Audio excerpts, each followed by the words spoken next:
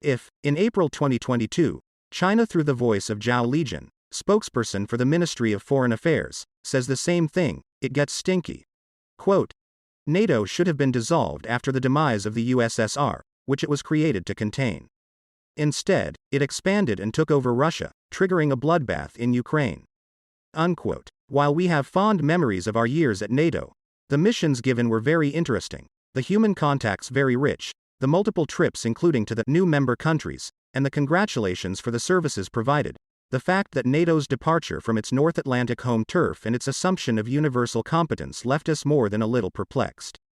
We have seen, on a day-to-day basis, that NATO's operations in Afghanistan were totally inappropriate and mainly set up to generate revenues for the military-industrial complex of the member countries, the United States first and foremost, of course.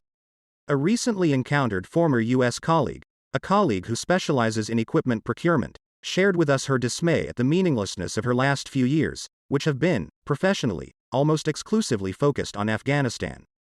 We had the elegance not to remind him that the United States had not even notified the other members of the organization of its final withdrawal after 20 years of war by the end of April 2021.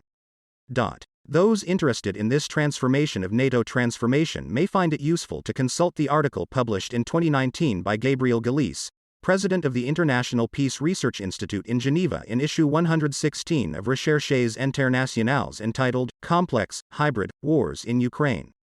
But let us return to the Swiss case. Partnership for Peace has brought the wolf into the fold, or rather the lamb into the wolf's den. Officially, it is an instrument of cooperation between NATO and its partner countries, namely 21 states from Eastern and Europe, the Southern Caucasus, Central Asia Caucasus, Central Asia and Western Europe, including the 6 Western European countries of which Switzerland, Austria, Finland, Ireland, Sweden and Malta. This framework is intended to contribute to the preparation of Swiss armed forces for participation in peace support operations under the direction of NATO, the EU or the United Nations. In addition, Switzerland participates in technical support projects. Swiss weapons are highly valued internationally. RUAG, the aerospace and defense company founded in 1999 and whose sole shareholder is the Swiss Confederation, although it is blurring the lines somewhat by separating national and international activities and selling its ammunition factory to its Italian competitor Beretta, is expected to become more profitable because of current and future conflicts.